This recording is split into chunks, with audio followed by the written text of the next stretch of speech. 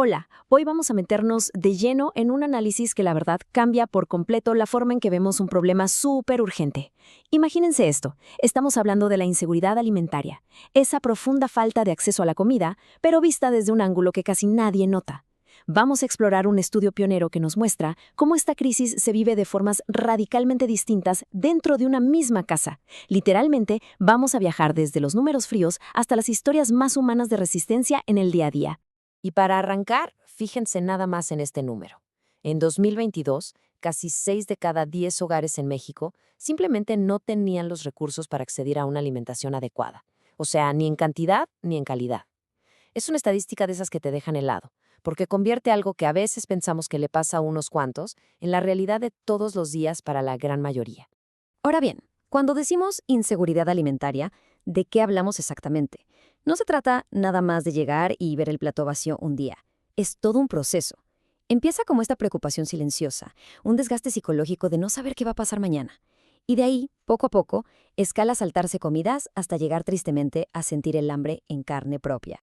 Y para no perder perspectiva, hay que dar un paso atrás y ver la foto completa. Esto es un reto mundial.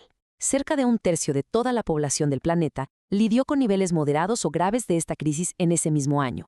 Y es algo que le pega muchísimo más fuerte a las zonas rurales. Y justo este panorama global es el escenario perfecto para adentrarnos en la comunidad específica que analizó este estudio. Así que pasemos a nuestra primera sección, la microrealidad dentro de Domingo Arenas. Imagínense vivir en esta localidad de Tlaxcala.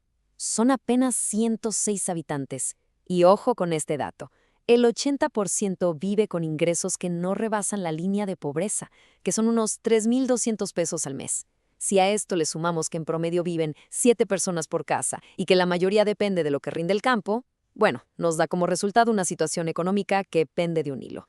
Pero el problema no es solo el dinero, es el aislamiento. Están lejísimos de los mercados y casi no hay transporte. Y esto literalmente funciona como una trampa, porque al no poder conseguir frutas o verduras frescas fácilmente, la comunidad se ve obligada a depender de alimentos ultraprocesados, o sea, comida más barata y que dura más tiempo guardada, pero que nutricionalmente pues deja muchísimo que desear. Lo que nos lleva a nuestra segunda sección y el corazón de este análisis, dos visiones del hambre y esta inmensa disparidad. Aquí es donde la investigación te vuela la cabeza. Personas que viven bajo el mismo techo y comparten la misma despensa vacía ven el problema de formas completamente distintas. Más de la mitad de los adultos dicen, bueno, nuestra situación es moderada. Pero agárrense, casi el 72% de las niñas, niños y adolescentes clasifican esa mismita experiencia como grave. Es el mismo hogar y la diferencia de percepción es abismal. Al ver los números así, de frente, queda clarísimo algo súper doloroso.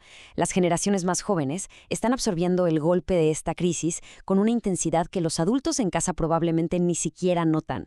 Para la infancia, la falta de comida no es un problema moderado. Es una experiencia súper aguda, profunda y sobre todo silenciosa. A ver, desmenucemos un poco lo que viven los adultos. Para ellos el día a día es una batalla mental. Casi el 86% vive con el pánico constante de que se acabe la comida. Su realidad está definida por el estrés del dinero, por comer siempre lo mismo sin variedad, y por algo durísimo, servirse menos comida a propósito, sabiendo que necesitan comer más. Y para entender por qué hacen esto, hay que escuchar sus propias voces. Un participante adulto del estudio lo resumió perfecto. Nos preocupamos principalmente por los niños. Y claro, es el puro instinto de supervivencia y protección de los padres. El aguantar el hambre y comer menos es en el fondo un intento desesperado por ser un escudo y evitar que la escasez alcance a sus hijos.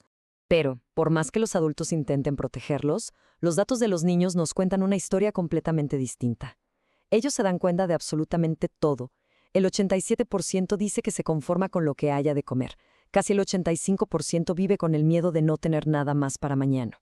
Y una inmensa mayoría de estos niños sabe perfectamente, en carne propia, lo que es pasar un día entero sin comida. Y la verdad es que ninguna estadística te prepara para escuchar un testimonio como este. Un niño de apenas 10 años dijo, da harta hambre y no hay comida que comer. Es un golpe de realidad durísimo. Nos demuestra que esto no es solo un concepto en un papel. Es un costo físico, real y doloroso que están pagando los miembros más chiquitos y vulnerables del hogar. Y con esto en mente, llegamos a la tercera sección, las estrategias de supervivencia. ¿Cómo le hacen para salir adelante? Pues resulta súper interesante y desgarrador ver cómo reacciona cada grupo. Los adultos buscan soluciones hacia afuera, ¿no? Piden prestado o le echan más agua al caldo para que rinda. Pero los niños, ellos no se quedan viendo. Tienen su propio manual secreto de supervivencia. Fíjense, guardan comida debajo del colchón para cuando haya escasez e incluso usan el poquito dinero que consiguen para comprar cosas para la casa. Y es que, para los adultos, el pedir fiado en la tiendita o pedirle dinero a la familia es como el salvavidas inmediato para que haya cena hoy. Pedir prestado con tal de que no se queden sin comer, como dijo alguien en el estudio.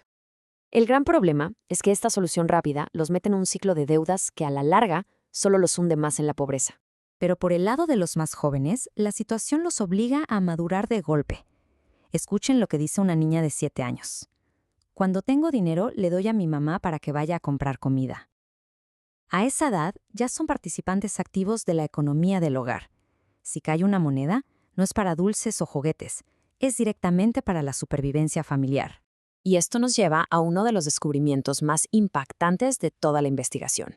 El famoso sacrificio secreto de los papás, pues de secreto no tiene nada. Casi el 70% de los niños sabe perfectamente que los adultos están comiendo menos para dejarle su porción. Imagínense la enorme carga psicológica que esto le pone a un niño.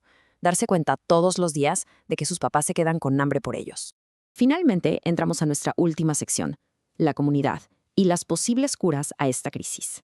Ojo aquí, que la gente de Domingo Arenas no se queda de brazos cruzados. Hay una red de solidaridad vecinal que es verdaderamente impresionante. Se prestan maíz, comparten herramientas, se echan la mano entre familias y mantienen vivas sus técnicas agrícolas. Esta unión literalmente actúa como el último muro de contención antes del colapso total de la comunidad. Pero el estudio es muy objetivo en esto. Por más solidaria que sea la gente, las buenas intenciones tienen un límite. El hambre aquí no es porque no le echen ganas, es resultado de fallas enormes en el sistema. Estamos hablando de falta de empleos reales, carreteras que no existen y un vacío total de apoyo por parte del Estado. Por eso, si de verdad queremos solucionar esto, las despensas temporales nos sirven de mucho. Se necesita arreglar todo el tejido social. Hablamos de soluciones multisectoriales, crear empleos que paguen bien, garantizar escuelas y clínicas de salud accesibles y tener programas súper específicos que conecten la agricultura con el desarrollo de estas comunidades. Es un esfuerzo de todos los frentes. Y la gran lección, el mensaje central que nos deja este análisis es clarísimo. Las políticas públicas del futuro no pueden seguir basándose nada más en lo que dicen los adultos. Si hacen eso, se están perdiendo la mitad de la película.